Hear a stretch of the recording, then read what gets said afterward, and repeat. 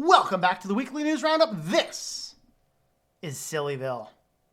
That is right. What is the crazy stuff going on in the world? Well, in this case, there was that AI that was kind of writing text and it was kind of being a little crazy, and they decided not to release it yet. Well, they released it and somebody turned it into a text-based choose-your-own-adventure type game.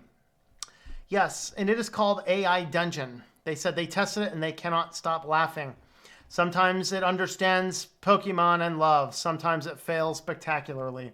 So in February, they learned about the Generative Pre-trained Transformer 2 GP2 toolset, which basically was trained on 40 gigabytes of human-written text. The creators originally decided not to release it, but now they have released it. So you can actually go over and come into the website and do something here. So here, I don't know. Last time I was trying this yesterday, it was not working for me. So let's see if we can get this to work. So pick a setting. So AI Dungeon. It says AI Dungeon at the very top. That part's cut off the screen. Pick a setting. Fantasy, mystery, apocalyptic, zombie, or custom. Let's go with zombie today, shall we? Select a character. We'll go with a survivor. We'll call him Bob. Oh, I guess we'll call him Bo. It's generating a story for me. Let's see what happens. You are Bo, a survivor trying to survive in a world filled with infected zombies everywhere. You have a pistol and a backpack. You have managed to survive several months avoiding zombies and scavenging food. You cautiously enter a rundown store and hear some sounds of a fight going on inside. What do you do? Wait, I got an idea. Where are the Twinkies? Says, and if I hit enter, okay, it was not working on Firefox. I'm going to say, where are the Twinkies? See a bunch of people fighting each other. You don't know what's going on, but you can't stay here any longer, so you run out of the store and into the street. Apparently, I didn't get my Twinkies. The crowd begins to disperse when suddenly an explosion occurs behind you. What will you do? Run into the explosion after a burning... Wait, run into the explosion to find a Twinkie. I spelled Twinkie wrong. Oh well. It says now it's trying to figure out what in the world's a Tinky. You turn around and see you were right. A bomb has gone off behind you.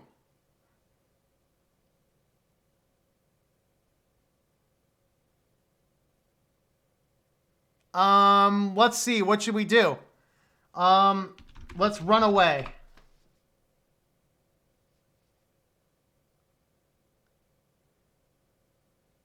Okay, I'm running away. All right. You run as fast as you can towards the explosion, only to be stopped by a zombie who bites your neck. He pulls his head back and lets out a horrible sound before biting again. You try to scream for help, but he gets more aggressive and starts tearing your clothes until you finally give up.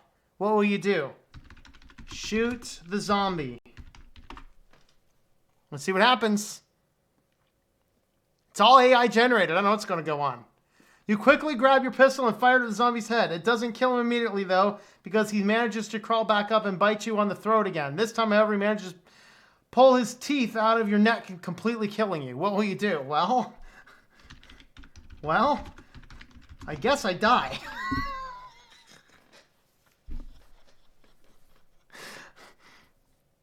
Body lies dead in the middle of the road for all to see. The survivors gather around her lifeless body and begin to cry over their loss. What will you do? Resurrect myself from the dead. What else am I going to do? I'm dead in the street, you know? You raise yourself up from the ground and look around. Everyone else seems to be doing the same thing, except you aren't sure why. You try to go back home, so you think there might be some kind of shelter or something nearby. All right, well, anyway, that's enough with AI Dungeon for the day. All right, so this guy here really wanted to play some PS4 on a layover, so he connects his PS4 to the airport monitor so he can play ApexLegends. I think that'll probably get TSA breathing down your neck. I have a sneaky suspicion. Of course, TechSpot does say it right. WTF? Having to wait for hours at the airport is something many of us experience now and again, but one man decided to alleviate this boredom by plugging a PlayStation 4 into the airport monitor and enjoying a game of ApexLegends. Obviously something we don't want to have happen, says Port of Portland spokesperson. because travelers need the information that we're putting up on the screens for them. Well, come on, man. His information he was put up on the screens was way more interesting, I promise you. Man in question was approached by operations supervisors and very kindly asked to unplug the console and cease using the airport monitors. Simon said he very politely asked if he could finish his game first, to which he was told no. Apparently, it was very polite and cordial as interactions, he said, calling it a good reminder of what not to do at an airport. Being able to use a console on a large airport monitor is a good way to pass time. There are easier ways to play games while waiting. In addition to the multitude, you can always invest in a Nintendo Switch. Like, why is he...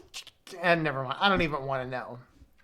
But anyway, Facebook says a glitch led to a rude translation of a Chinese leader's name. Yes, Google's translation did not have a problem with, is it Xi Jinping, I think?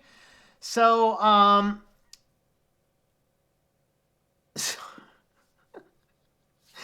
right, so Facebook first learned about its limitations in modern translation technology. The social media firm apologized after discovering that the translated Chinese president, Xi Jinping's name from Burmese to English led him to be called Mr. Poophole. No, we're not kidding. The company blamed a technical error for the flaw. It didn't have Xi Jinping's name in the Burmese database and made a wild stab at translation where it clearly fell apart. Other words starting with XI or SHI also led to crap hole translations. Company added that it was working to fix this as quickly as possible. That's all we need. The Chinese nationals showing up for a press conference and reading that Mr. Craphole's in town. That's what the guy in the Winnie the Pooh costume said. Oh, joy, oh, joy. So, yeah, be very careful with translation tech. All right, on to our feature story for today. The final Windows update goes out with a bang. Windows 7 update breaks desktop wallpaper functionality. Well, I guess the whole world's been breaking wallpaper functionality anyway. So, anyway, the final update for Windows 7 operating system has broken some of the desktop wallpaper functionality and caused users' backgrounds to become a black screen. January 14th, 2020, Windows reached end of life, which means there will no longer be more bug fixes or free updates of the past. The same day, Microsoft released the last monthly roll-up, which includes the final quality updates and free security patches for Windows 7.